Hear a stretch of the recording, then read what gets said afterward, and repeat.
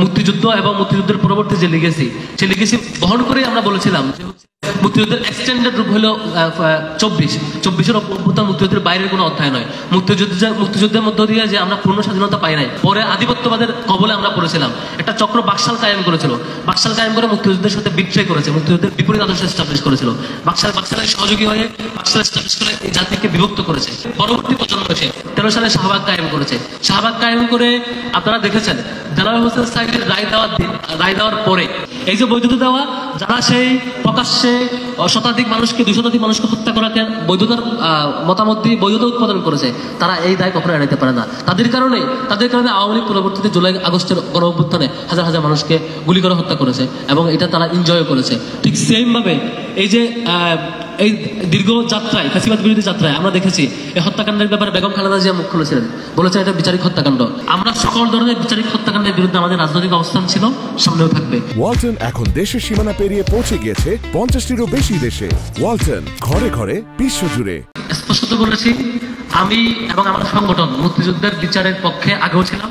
মুক্তিযুদ্ধে যে অপরাধ করেছে, মুক্তিযুদ্ধে যারা অপরাধী, গণহত্যা করেছে, অন্যান্য অপরাধ করেছে, তাদের বিচারের পক্ষে সবসময় ছিলাম। বিচারটা ফেয়ার হওয়া উচিত। বাংলাদেশের দুর্ভাগ্য, সেই 71-এ মুক্তিযুদ্ধ হয়েছে, এরপর আওয়ামী লীগ বহুবার ক্ষমতায় আসছে, বিএনপি আসছে, কেউ এই শুনে কাজ করে নাই। এবং যারা আজকে কথা বলছেন তারাই তো কাজ করে নাই। বিএনপি তো তাদের সাথে ক্ষমতা আসছে, তাদেরকে মন্ত্রী বানাইছে না। খালেদা জিয়া তাদের ব্যাপারে বলছে না তারা বিচারিক হত্যাকাণ্ডের শিকার। খালেদা জিয়া কিংবা তারেক রহমান তাদের বক্তব্যের বিরোধী অবস্থান নিচ্ছে। আর দ্বিতীয়ত হচ্ছে ফ্রেমিংটা হচ্ছে আমরা মুক্তিযুদ্ধে রাজাকার ইস্যু, হত্যাকাণ্ড ইস্যু, এই ফ্রেমিং আমরা চাই না। তো হাসিনা কিভাবে প্রতিবাদ হয়ে উঠেছে প্রত্যেকটা ইস্যু আমরা হাজির করেছি। এখানে বিচারিক হত্যাকাণ্ড শো করেছে, তারা বিচারিক হত্যাকাণ্ডের শিকার। আপনারা লিগ্যাল অ্যাকশন নিতে পারবেন না, ডকুমেন্টেড অভিযোগ করবেন না, শুধুমাত্র এলিগেশন দিবেন এবং মানে মব সৃষ্টি করবেন। এটা দুঃখজনক। আর শিক্ষার্থীদের যে রিয়েকশন বলছেন, শিক্ষার্থীদের রিয়েকশন না, এটা মূলত মব ক্রিয়েট করা। এটা বাজে ফ্রেমিং করে, ভুল ফ্রেমিং করে তাদেরকে বলা হচ্ছে আমরা 24 এবং 71-কে মুখোমুখি করছি। এটা মিথ্যা অভিযোগ।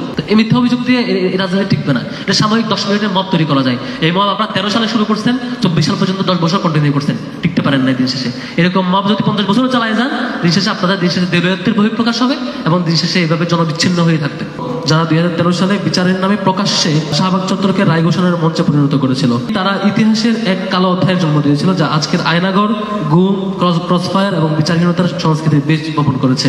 শাহবাগের প্রজন্ম কখনোই আইনের শাসন বিশ্বাস করেনি। তারা আইনকে মাথা নত করাকে চেয়েছে, মব তৈরি করেছে, মিডিয়া ম্যানিপুলেট করে আবেগ দিয়ে জাতিকে ধোঁকা দিয়েছে। তারা কখনো এটিএম আজহার, কখনো দেলোয়ার হোসেন সাঈদীর মতো নেতৃবৃন্দকে ন্যায় বিচারের অধিকার কখনোই স্বীকার করেনি। নিজেরা কখনোই সে বিচারকে আইনগতভাবে চ্যালেঞ্জ করার সাহস দেখায়নি, বরং বিভিন্ন ট্যাগ দিয়ে, তকমা দিয়ে প্রতিপক্ষকে গায়েল করা ছিল তাদের একমাত্র রাজনীতি। আমরা মনে করি এই তথাকথিত চেতনার সৈনিক বামপন্থীরা বাংলাদেশের রাজনীতি থেকে আদর্শভাবে দেউলিয়া হয়ে গেছে। তারা আজও শেখ হাসিনার ফ্যাসিবাদকে টিকিয়ে রাখার জন্য বর্ণচোরা ষড়যন্ত্রে লিপ্ত।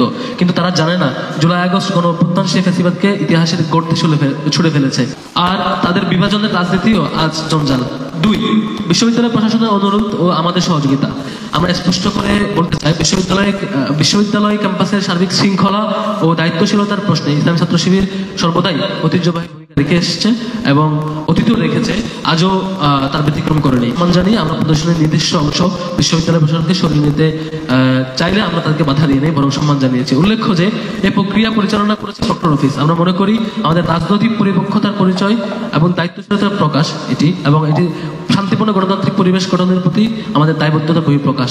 আজ আমরা স্পষ্ট ভাষায় বলছি যে যেই শাহবাগের হাত ধরে দেশে বিচারহীনতা, মব সমাজ ছিল, যেই শাহবাগের দৌরাত্মের যে অধ্যায়, সেখানে দিন শেষে পরাজিত হয়েছে জুলাই আগস্ট এবং অভ্যুত্থানের মাধ্যমে। আমরা আরো বলতে চাই, ফ্যাসিবাদ পতনের 1 বছরের মাথায় ফ্যাসিবাদের দূষরদের ফ্যাসিবাদী কর্মকাণ্ড ও বয়ানের পুনরুৎপাদন জুলাই স্পিরিটের সাথে সরাসরি সাংঘর্ষিক।